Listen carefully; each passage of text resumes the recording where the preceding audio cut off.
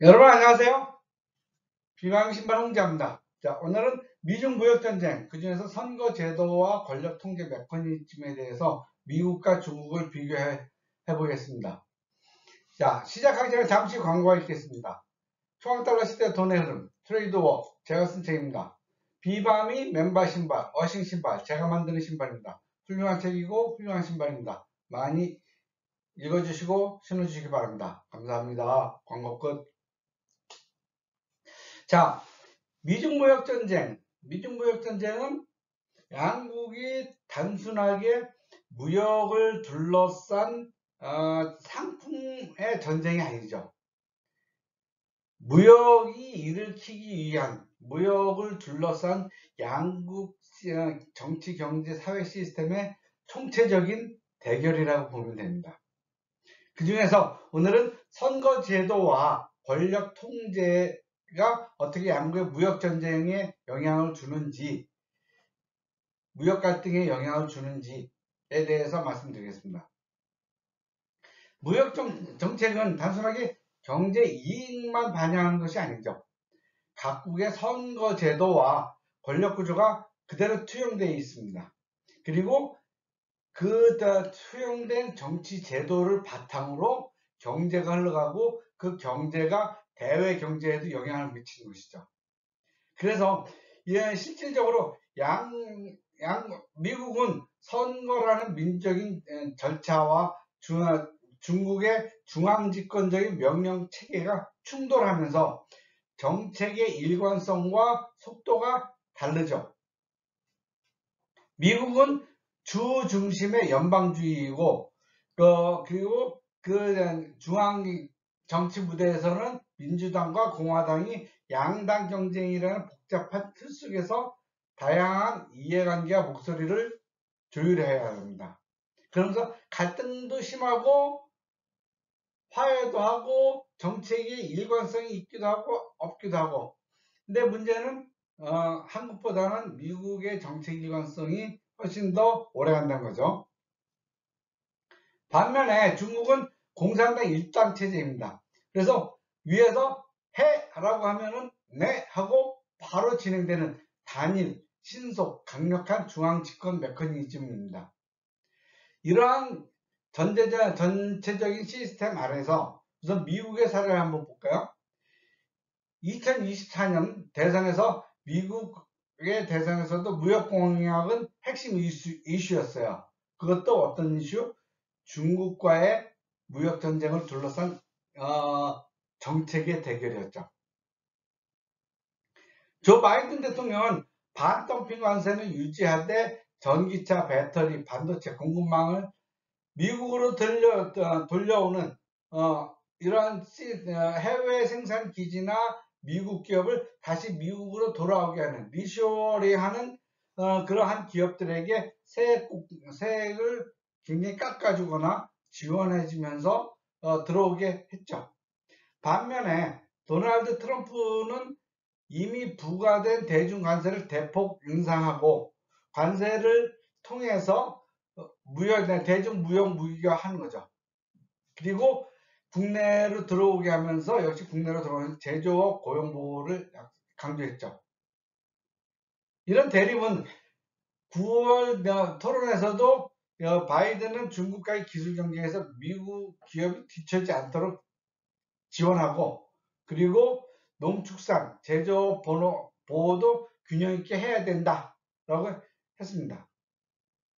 반면에 트럼프는 중국은 관세 인상에도 이득만 취했다. 왜? 어떻게 자기네도 환율을 조정하면서. 그렇기 때문에 더 강경하게 나가야 된다고 했습니다. 특히 펜실베니아, 아이오와 같은 제조업, 농업 의존도가 높은 주에서 유권자들의 무역 공약에 아주 무역 공약을 맞췄죠. 그 사람들이 다시 해외로 나간 기업들을 그 지역으로 보내겠다 하면서. 그래서 여론이 상당히 트럼프 대통령 쪽으로 갔고 실질적으로 당선에도 많은 영향을 미쳤죠.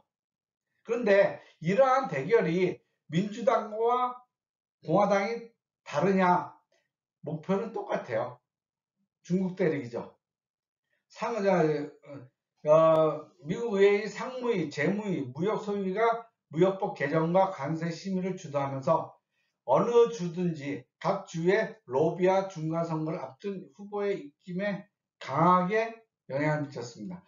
그러니까 결과적으로 지방선거에서도 대중무역 대리기가 변함이 없었다는 것이죠. 반면에 중국은 어떨까요? 중국은 공산당의 중앙 집권적이고 독재적인 권력 체제입니다. 절대적이죠. 공산당 정치국 상무위원회가 전략을 결정합니다. 그리고 거기서 결정하면 공무원과 상무부, 재무부, 인민은행 등이 즉각 시행하는 계획을 내리고 실제로 시행합니다. 예를 들면 2018년 트럼프 무역 관세 직후 농산물, 화학제품의 보복 관세를 단행하고 그리고 지방정부와 국영은행이 보조금, 저리융자를 투입해서 기업을 지원했죠. 그러니까 기업들은 어때요? 원가가 굉장히 싸지는 거예요. 자기네들이 실제로 지불해야 될 금액 중에 상당 부분이 정부에서 들어오기 때문에 원가를 실질적인 능력보다도 훨씬 더 싸게 할 수 있죠. 게다가 중국은 히토류, 반도체 그런 수출 허가를 대폭 제한했죠. 얼마 전에요. 시진핑이 그렇게 했죠. 그러면서 이러한 희귀 제품, 희귀 자원에 대한 수출을 제한하고 그리고 이것을 중국의 공급망 우위제 전략을 했어요. 그러니까 예를 들면 한국, 일본, 호주, 독일 니네 말 안 들으면 우리 그 히토류 니네들한테 안 줄 거야. 뭐 이런 식으로.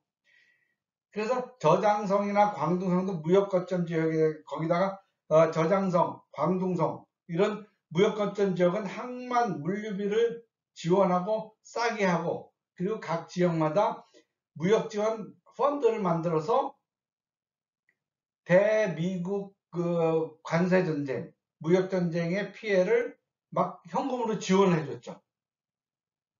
그리고 외국투자법 개정으로 비시장 경제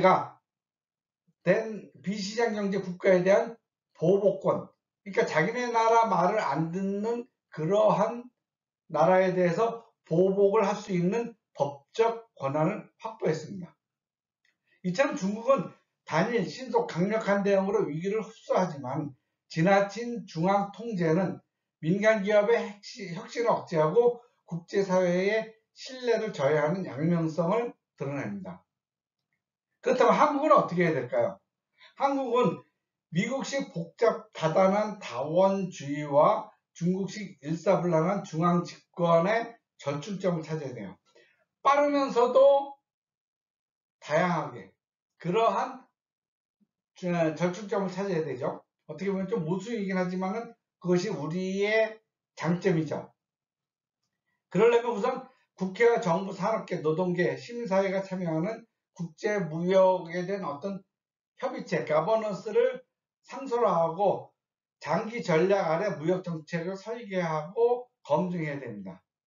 그리고 위기 국면에는 대통령 중심 체제 하에서 국회와 사법체계가 일시적으로 협력할 수 있는 그러하면서 민간 기업에 대한 규제를 제거하고 국제사회의 어떤 신뢰를 받을 수 있는 그러한 정책을 해야 되겠죠. 이와 같이 미중 무역 전쟁은 양국의 선거와 권력 통제 메커니즘의 그 하부 구조입니다. 그렇기 때문에 미중 무역 전쟁이 단순히 경제 전쟁이 아니라 정치, 경제, 사회 전쟁이라고 저는 보고 있습니다. 네, 이것으로써 오늘 미중 무역 전쟁, 양국의 선거 제도와 권력 통제 메커니즘을 비교해 봤습니다. 감사합니다.